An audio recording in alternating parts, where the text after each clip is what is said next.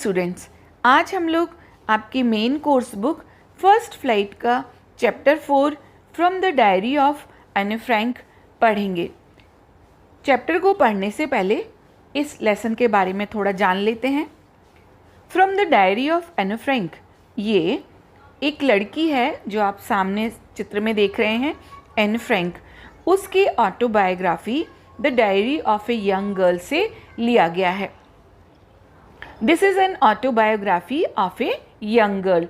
Autobiography आप लोग जानते हैं, इसका मतलब होता है आत्मकथा। इसके पहले हमने नेल्सन मंडेला लेसन में उनकी autobiography a long walk to freedom का एक पार्ट पढ़ा था। इस लेसन में और इस डायरी में एने Frank who expresses her thought in a diary, और वो अपनी डायरी में अपने थॉट्स को, अपने विचारों को व्यक्त करती हैं। Her father has gifted the diary on her 30th birthday which she calls with the name of kitty. एने फ्रैंक के फादर ने उसको एक डायरी गिफ्ट की और वो उसके 13वें जन्मदिन पर दी थी, जिसका नाम उसने किटी रखा। Through out the diary Frank discusses multiple significant themes including the futility of war. उन्होंने ये डायरी लगातार 2 साल तक लिखी और इस पूरी डायरी में वो बहुत सारी मल्टीपल यानी तरह तरह की थीम्स को डिस्कस करती हैं, और उसमें वॉर यानी युद्ध की फ्यूटिलिटी, उसकी निरर्थकता, उसकी ऑफ नो यूज़, पॉइंटलेसनेस, इसको वो डिस्कस करती हैं। This little girl remembered as a hero, ये जो छोटी सी लड़की है एने फ्रैंक, इसको एक नायक के रूप में याद किया जाता है। क्यों? Because of her courage in the face Nazi persecution of Jews during world war second. द्वितीय विश्व युद्ध के दौरान जो जर्मन के नाजीज थे, यानी वहाँ की जो राजनीतिक पार्टी थी नाजी, उसके समर्थक यहूदियों को, उनको परसिक्यूशन यानी उनको तकलीफ़ देते थे, उनको परेशान करते थे, हैरेसमेंट करते थे, और इसके खिलाफ जो उसने अपना साहस दिखाया, इसके लिए उसे एक हीरो यानी नायक के तौर पर याद किया जाता है। किसको? एने फ्रैंक को। So let's read out the lesson from the diary of Anne Frank. ये एक बहुत ही नाइस स्टोरी है, क्योंकि ये रियल स्टोरी है और लाइफ की रियलिटी से को बिलोंग करती है। बिफोर यू रीड यानी पढ़ने से पहले थोड़ा सा जनरल इंट्रोडक्शन ले लेते हैं। एनालिस मैरी एने फ्रैंक। एने फ्रैंक का पूरा नाम क्या था? एनालिस मैरी। 12 जून 1929 ये उसकी डेट ऑफ बर्थ थी, 12 जून 1929, और फरवरी या मार्च 1945 में शी वॉज डाइड, उसकी डेथ हो गई थी।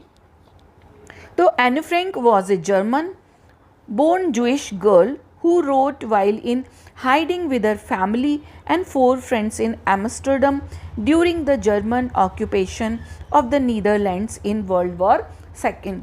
तो ये जो पार्ट है, ये जो ऑटोबायोग्राफी है diary of a young girl, तो ये कब लिखा गया? वर्ल्ड वॉर सेकेंड, द्वितीय विश्व युद्ध के दौरान। और एने फ्रैंक कौन थी?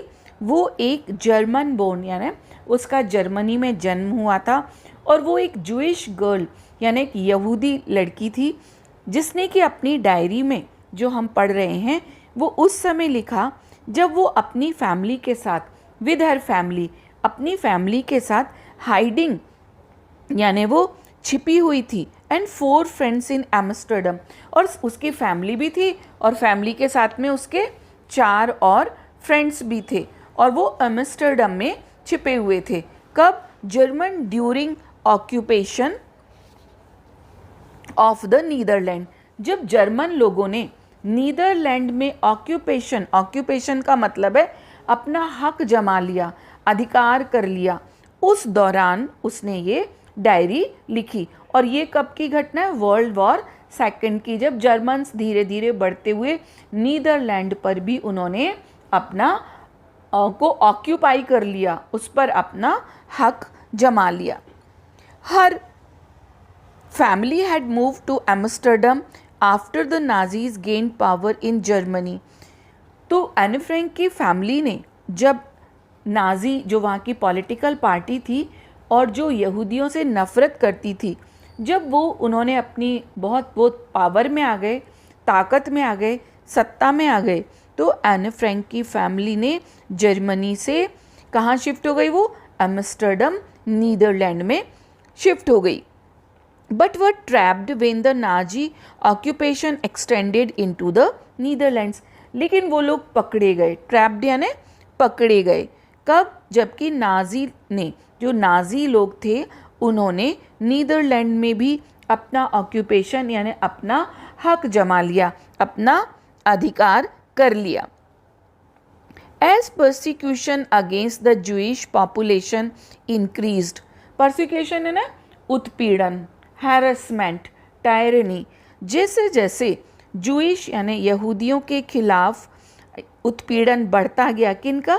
नाजीज का. तो the family went into hiding in July 1942 in hidden rooms of her father auto Frank. तो एने फ्रैंक के फादर का नाम क्या था? Auto Frank. तो एने फ्रैंक की पूरी फैमिली उनके फादर के ऑफिस में 1942 जुलाई में वहाँ के कुछ गुप्त हिडन रूम्स यानी जो गोपनीय कमरे थे उनमें जाकर छिप गई. किस बिल्डिंग में? उनके फादर ऑटो फ्रैंक के ऑफिस की बिल्डिंग में. After 2 years in hiding, the group was betrayed and transported to the concentration camp system where Anne died of typhus in Bergen-Belsen within days of her sister. After 2 years in hiding, अब एने Frank, उसके father, उसकी family और जो उसकी friends थी, ये लोग 2 साल तक छिप कर रहे. कहाँ पर रहे? नीदरलैंड में, एम्स्टर्डम में. क्यों छिप कर रहे? क्योंकि जो नाजीज थे, जो नाजी पार्टी थी जर्मन्स की, वो यहूदियों पर अत्याचार करती थी. तो इस कारण ये 2 साल तक छिप कर रहे. द ग्रुप वॉज बिट्रेड, लेकिन आखिरकार जो इनका ग्रुप था वो बिट्रेड यानी पकड़ा गया. एंड ट्रांसपोर्टेड, और उसको ले जाया गया इनके ग्रुप को to the concentration camp. Concentration camp में ले जाया गया. यानी जो नाजीज थे, जो जर्मन की नाजी पार्टी के समर्थक थे, उन्होंने कॉन्सेंट्रेशन कैंप बनाए थे. छोटे छोटे एरिया में बहुत सारे लोगों को एक तरह से रखा जाता था, उसमें घुसा कर रखा जाता था. इसलिए उन कैंप्स को क्या कहा जाता था? Concentration camp. जहाँ पर एरिया कम लेकिन यहूदी लोगों को बहुत ज़्यादा संख्या में वहाँ पर जानवरों की तरह से ठूंस दिया जाता था. तो उन कॉन्सेंट्रेशन कैंप में ले जाया गया. Where Anne died of typhus, जहाँ पर कि एन फ्रैंक की टाइफस के कारण डेथ हो गई. In Bergen Belsen within days of her sister. और कहाँ पर? जो नाजीज का जो कॉन्सेंट्रेशन कैंप था वो कहाँ पर था? बर्जिन बेल्सन में, वहाँ पर. और उसके साथ में उसकी बहन मार्गॉट फ्रैंक यानी उसकी सिस्टर. अब हमको किस किस के बारे में पता चल गया? एन फ्रैंक के फादर ऑटो फ्रैंक, वो स्वयं, और उसकी सिस्टर मार्गॉट फ्रैंक. तो उसके साथ में उसकी सिस्टर की भी डेथ हो गई. Her father auto the only survivor of the group. और इस पूरे में जो पूरा ग्रुप था जिसको कि कॉन्सेंट्रेशन कैंप में नाजीज के द्वारा ले जाया गया, उस पूरे कैंप में केवल एक ही व्यक्ति सरवाइव कर पाया, जिंदा बच पाया. वो कौन था? एने फ्रैंक के father Otto. Return to Amsterdam after the war ended. और वो युद्ध खत्म होने पर, कौन सा युद्ध? वर्ल्ड वॉर सेकंड, द्वितीय विश्व युद्ध के खत्म होने पर वो फिर से एम्स्टर्डम आए. कहाँ से? उस कॉन्सेंट्रेशन कैंप से बचकर. To find that her diary had been saved. क्यों आए वो एम्स्टर्डम? क्योंकि वो ये पता लगाना चाहते थे कि उनकी बेटी एन फ्रैंक की डायरी अभी भी सुरक्षित है या नहीं है. Convince that it was a unique record. जब एन फ्रैंक के फादर को उसकी डायरी मिल गई, उन्होंने डायरी को पढ़ा, तो वो इस बात से कन्विंस यानी सहमत हो गए कि एक बहुत ही यूनिक यानी अद्भुत, बहुत ही अच्छा रिकॉर्ड यानी संग्रह है. He took action to have it published in English, और उन्होंने एन फ्रैंक की डायरी को अंग्रेजी भाषा में पब्लिश यानी प्रकाशित कराने का प्रयास शुरू कर दिया under the name the diary of a young girl. और उस डायरी का नाम क्या रखा? The diary of a young girl, एक छोटी लड़की की डायरी। The diary was given to Anne Frank for her 13th birthday and chronicles the events of her life from 12 June 1942 until its final entry of 1st August 1944। ये जो diary थी वो Anne Frank को उसके फादर ने उसको 13th birthday यानी उसके 13वें जन्मदिन पर दी थी, जिसमें उसने क्रॉनिकल का मतलब हिस्टोरिकल अकाउंट यानी जो ऐतिहासिक घटनाएं हुई कब से कब तक, 12 जून 1942 से लेकर आखिरी एंट्री जो एन फ्रैंक ने उसमें लिखी कि वो थी 1 अगस्त 1944 तक। तो इस दौरान की जो ऐतिहासिक घटनाएं हुई क्रॉनिकल्स, उन घटनाओं का एन फ्रैंक ने अपनी डायरी में ब्यौरा लिखा। It was eventually translated from its original Dutch into many languages। और फाइनली इस डायरी को ट्रांसलेट किया गया। एन फ्रैंक ने किस भाषा में ये लिखी थी? डच भाषा में। तो डच भाषा से इसको अलग अलग भाषाओं में ट्रांसलेट किया गया, इसका अनुवाद किया गया, and became one of the world's most widely read books. और ये दुनिया की सबसे ज़्यादा पढ़ी जाने वाली किताबों में से एक बन गई। There have also been several films, television and theatrical productions। और एन फ्रैंक की इस डायरी पर बहुत सारी पिक्चर्स बनी, टेलीविज़न में कार्यक्रम बने, और थिएट्रिकल प्रोडक्शन यानी जो थिएटर्स में नाटक या जो और एक्टिविटीज़ होती हैं वो भी इस डायरी को बेस बनाकर किए गए। Even an opera based on the diary, यहाँ तक कि एक ओपेरा का मतलब एक नृत्य स्टोरी जो कि नृत्य पर जिसको बेस बनाया गया है, वो भी इस पर तैयार किया गया। Described as the work of a mature and insightful mind.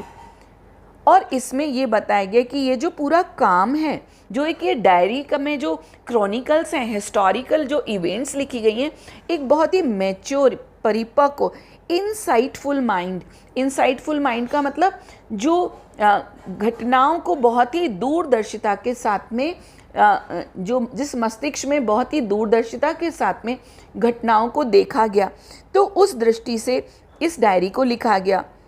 The diary provides N intimate examination of daily life under Nazi occupation. और ये इस डायरी में नाजी ऑक्यूपेशन यानी जो नाजीज़, जो जर्मन की नाजी पार्टी के लोग थे, उनके ऑक्यूपाइड जो लैंड थी, उनकी हथियाई गई ज़मीन थी, उस पर जो लोग रहते थे, उनका बहुत ही इंटीमेट, उनकी बहुत ही अंतरंग इसमें बातें लिखी गई हैं। Anne Frank has become one of the most renowned and discussed of the Holocaust victims. Anne Frank बहुत ही रिनाउंड यानी बहुत ही प्रसिद्ध, जो उसको बहुत ही प्रसिद्धि मिली, बहुत ही सम्मानित और प्रतिष्ठित वो लड़की बनी। और उसके बारे में जो हॉलोकॉस्ट विक्टिम्स थे, हॉलोकॉस्ट का मतलब जो नाजीज़ लोग थे, जो जर्मन की नाजी पार्टी के लोग थे, उन्होंने यहूदियों का नरसंहार किया, तो हॉलोकॉस्ट की वो भी शिकार हुई और उसको एक बहुत ही प्रतिष्ठित और एक सम्मानित व्यक्ति के रूप में इस डायरी के माध्यम से देखा गया। और अब एक एक्टिविटी है जिसमें कि आपको ये बताया गया है कि डायरी, जर्नल, लॉग और मेमोयर्स क्या होते हैं। इसके पहले हम लोग थोड़ा सा डायरी एंट्री के बारे में समझ लेते हैं, क्योंकि ये एक्सरसाइज भी आपको आगे करनी पड़ेगी, यानी डायरी एंट्री लिखनी पड़ेगी। तो डायरी में क्या होता है? On each page of the diary entry the author writes about his feelings, thoughts, emotions, memories, activities and daily life incidents according to date and time. Diary जो मार्केट में मिलती है वो डायरी होती है, लेकिन डायरी में जो ऑथर होता है, जो लिखने वाला होता है, जो डायरी लिखता है, वो क्या करता है? उसमें अपनी फीलिंग्स को लिखता है, अपने थॉट्स यानी विचारों को लिखता है, अपने इमोशंस, अपनी भावनाओं को लिखता है, मेमोरीज कुछ बातें, कुछ स्मृतियों को लिखता है, एक्टिविटीज़ कुछ गतिविधियों को, और रोजाना की कुछ घटनाओं को लिखता है। और कैसे लिखता है? According to date and time, यानी हर दिन की इन घटनाओं को क्रमबद्ध सिस्टेमैटिक लिखा जाता है डायरी एंट्री में। और क्योंकि chapter 4 from the diary of Anne Frank, यानी एने फ्रैंक की डायरी से लिया गया है, और उसकी डायरी का क्या नाम था? Diary of a young girl. तो डायरी में क्या होता है? A diary entry is written in the first person. Diary entry हमेशा फर्स्ट पर्सन, यानी उसमें आई शब्द का यूज़ किया जाता है। क्यों? क्योंकि जो लिखने वाला है वो अपने दृष्टिकोण से थॉट्स को, अपने विचारों को लिखता है, अपने इमोशंस को लिखता है, अपनी मेमोरीज को लिखता है, अपनी एक्टिविटीज़ को लिखता है। It helps the writer to connect with his or her inner feelings and thoughts and analyse them. Diary लिखने से क्या होता है कि जो लिखने वाला होता है, चाहे वो मेल हो या फीमेल हो, यानी महिला हो, पुरुष हो, लड़का हो, लड़की हो, जब कोई भी डायरी लिखता है तो उसको अपनी फीलिंग्स, अपनी भावनाओं, अपने थॉट्स, अपने विचारों को जानने का, समझने का मौका मिलता है, और उनको एनालाइज यानी उनको विश्लेषण करने का भी मौका मिलता है। और डायरी लिखने के लिए उसका फॉर्मेट देखते हैं। अब सबसे ऊपर प्लेस लिखा जाता है, उसके बाद में डेट, फिर डे और टाइम। इसके बाद में डायरी को संबोधन कर सकते हैं, ये ऑप्शनल है, चाहे तो करें और चाहे तो ना करें। Dear diary, my dear friend, या डायरी का कुछ भी नाम रख सकते हैं, जैसे एने फ्रैंक ने अपनी डायरी का नाम किटी रख दिया था। इसके बाद में डायरी में जो भी लिखना है, थॉट्स को लिखना है, इमोशंस को लिखना है, फीलिंग्स को लिखना है, कोई एक्टिविटी को लिखना है, तो उनको जो है उनको लिखा जाता है, और नीचे अपना नाम लिखा जाता है। क्योंकि यदि एग्ज़ाम में डायरी एंट्री आती है तो उसमें एक लिमिटेड उसकी उसमें वर्ड्स यूज़ करना होते हैं, यानी वर्ड लिमिट रहती है। तो आपको जो बॉडी है डायरी की, यानी जो डायरी एंट्री है, उसमें बीच में जो भी लिखना है एक्टिविटीज़ के बारे में, तो वो आपको 100 से 120 वर्ड्स में यूज़ करना है। अब देखिए how to write a diary entry. Exam में डायरी एंट्री लिखने के लिए कैसे लिखा जाता है? First write the name of the day. सबसे पहले नेम ऑफ द डे की आपने किस दिन डायरी लिखी है। After that write the date including the month and year. इसके बाद में सेकंड नंबर पर हमको डेट एंड डे लिखना है। Write relevant times according to your content. और फिर हम जो कुछ भी लिखना चाहते हैं उसको हमको लिखना है।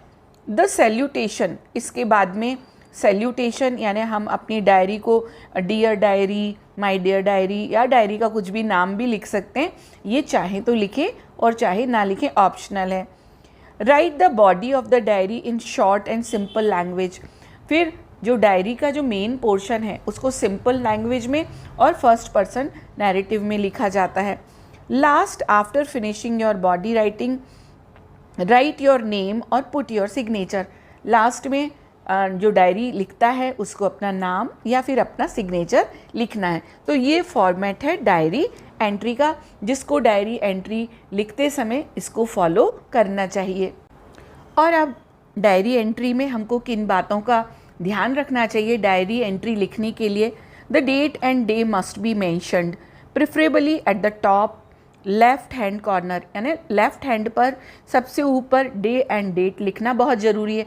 तब पता चलेगा कि ये घटना, ये जो थॉट्स हैं, ये इमोशंस हैं, ये किस दिन और किस समय के लिखे गए हैं।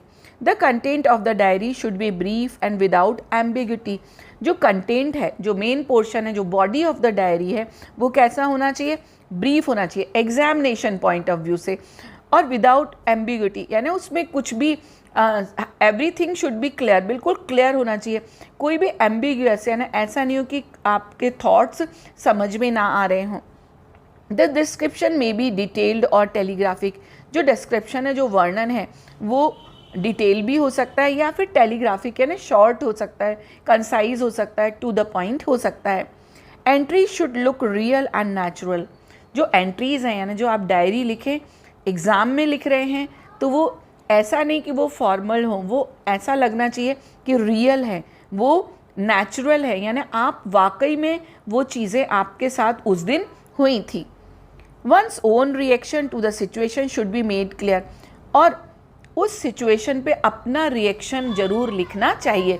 जो कुछ भी आपके थॉट्स हैं, इमोशंस हैं, जो आपके साथ हुआ, तो आपको उसका रिएक्शन भी लिखना है।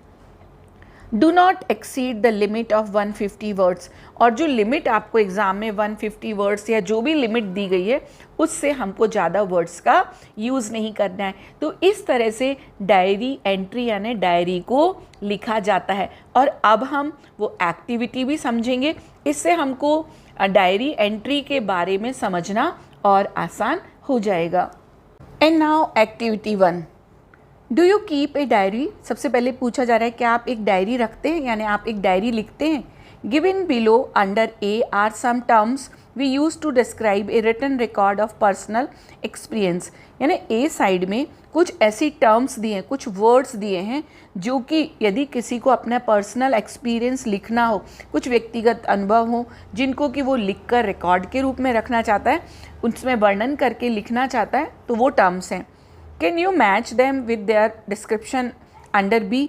अब आपसे कहा जाता है कि बी साइड जो ये टर्म्स हैं, ये जो वर्ड है, इनका अर्थ लिखा है। अब हमको ए से बी को मैच कराना है, तो यहाँ पर मैंने आपकी सुविधा के लिए उसी में मैच करा दिया है। जर्नल, जर्नल का मतलब सेकंड नंबर पाइए, a full record of a journey, a period of time or an event written every day.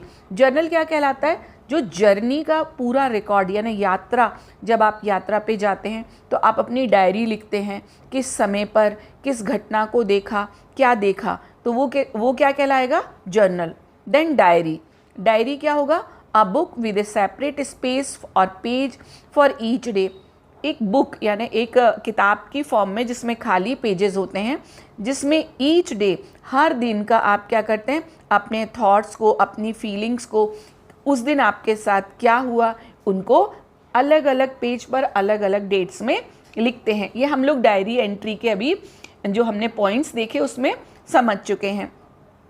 Then log, log means a written record of events with times and dates, usually official, जो कि official यानी कुछ आधिकारिक रूप से यदि कुछ record रखा जाता है, किसका, ऐसी घटनाओं का जिसमें कि उनके टाइम और उनकी डेट के अनुसार उन घटनाओं को लिखा जाता है। कब, ऑफिशियली, आधिकारिक रूप से, वो घरेलू नहीं होती है, तो क्या होता है, उनको लॉग्स कहा जाता है।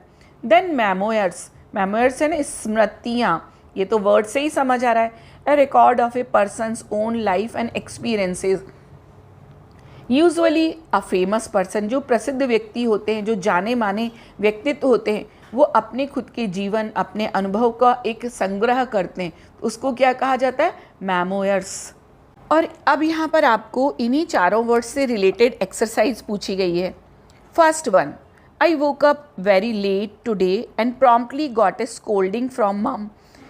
ये कोई बच्चा है या कोई भी व्यक्ति जो कह रहा है कि आज मैं बहुत देर से उठा और मेरी माँ ने मुझको स्कोल्ड यानी डांटा।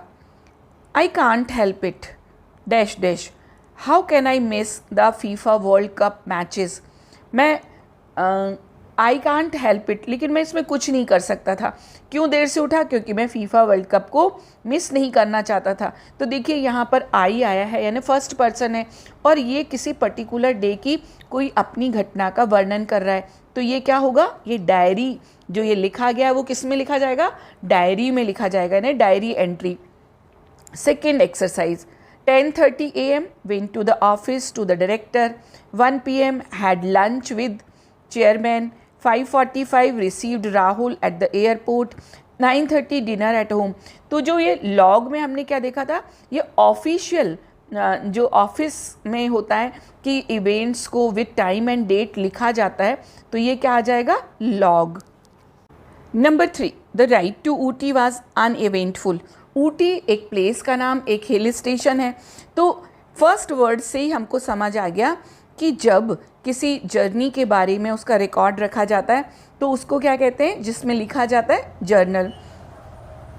We rested for a while every 50 kilometre or so and use the time to capture the magnificent landscape with my handy cam. From Ooty we went on to Bangalore. Place का नाम है, वहाँ का रिकॉर्ड है, तो हम इसमें क्या लिखेंगे, journal. Number 4, this is how Raj Kapoor found me. देखिए, राज कपूर फेमस पर्सनैलिटी है। All wet and ragged outside RK Studios, he was then looking for just someone like this for a small role in मेरा नाम joker, and he cast me on the spot।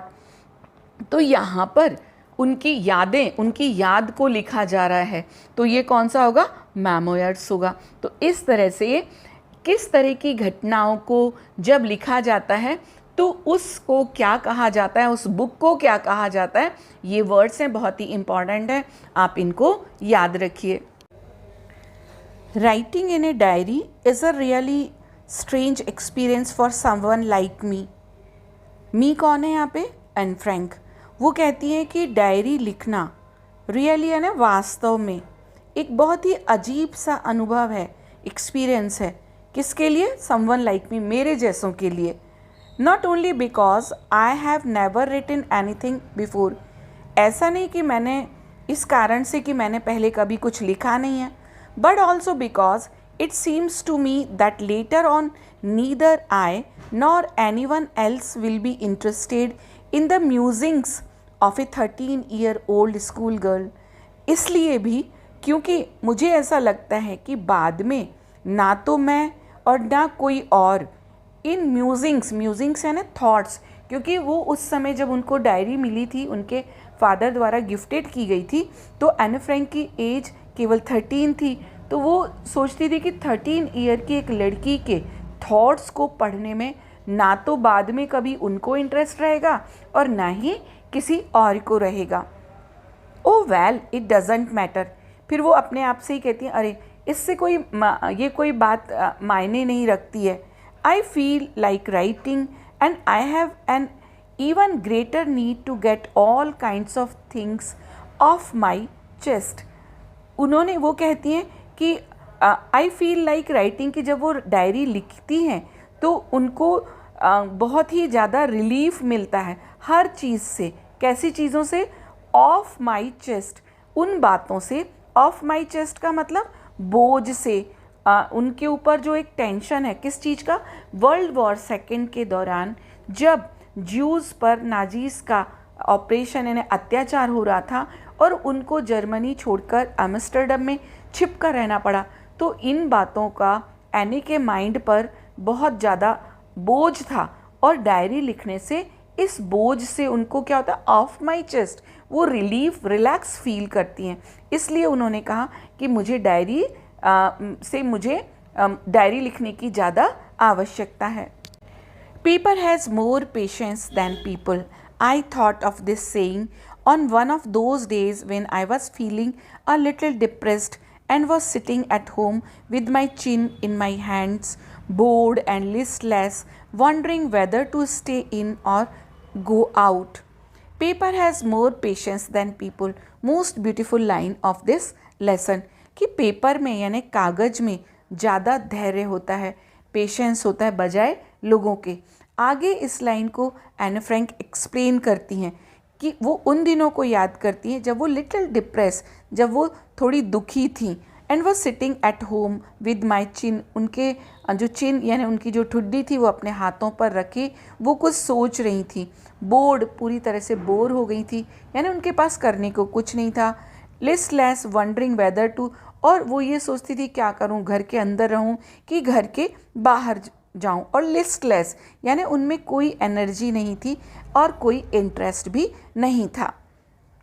I finally stayed where I was brooding, और अंत में वो वहीं रुक गई जहाँ वो ब्रूडिंग यानी जहाँ पर वो बहुत ही गहराई से चिंतन कर रही थी, सोच रही थी।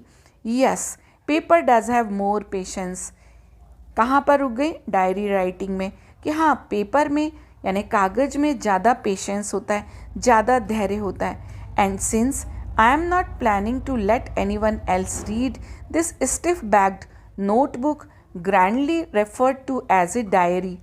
हाँ, और वो कहती है हाँ मैं इस पेपर को, मैं जो ये डायरी जो मैं प्लान कर रही हूँ लिखने का, मैं इसको किसी को नहीं पढ़ने दूंगी।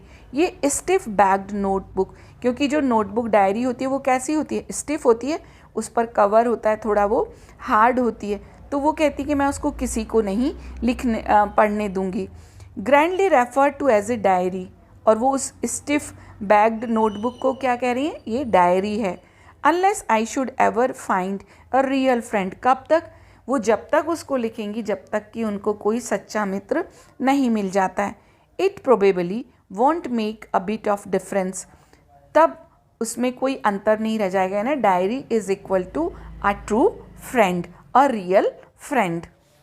Now I am back to the point that prompted me to keep a diary in the first place. Anne Frank कहती है कि अब मैं फिर से पॉइंट पर, अपनी जो मैं बात कहने जा रही हूँ उस पर आती हूँ, जिसने कि मुझे सबसे पहले डायरी रखने के लिए प्रोत्साहित किया। I don't have a friend, इसका एक कारण तो है कि मेरे कोई फ्रेंड नहीं है। Let me put it more clearly, अब मैं और थोड़ा क्लियर बताती हूँ। Since no one will believe that a 13-year-old girl is completely alone in the world, किसी को यकीन नहीं होगा कि एक 13 साल की लड़की इस पूरी दुनिया में अकेली है, यानी उसका कोई फ्रेंड नहीं है। And I am not, I have loving parents and A 16-year-old sister, लेकिन मेरे साथ में बहुत ही मुझको प्यार करने वाले मेरे पेरेंट्स हैं और एक 16 ईयर की मेरी बड़ी बहन है।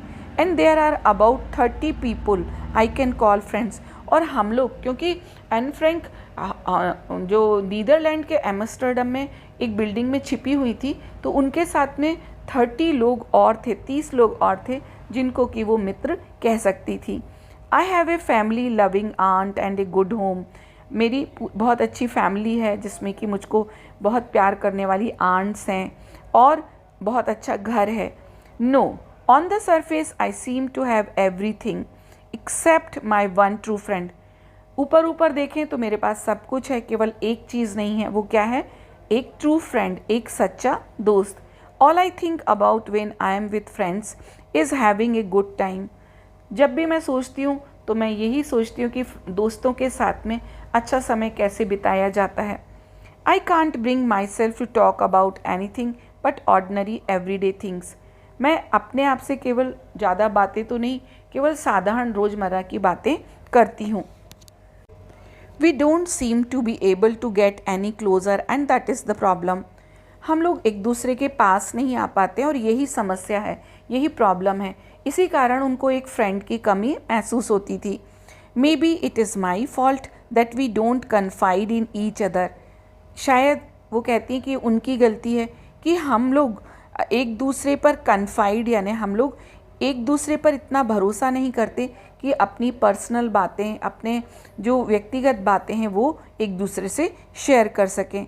इन any case that is just how things are, कुछ भी हो ऐसा ही है।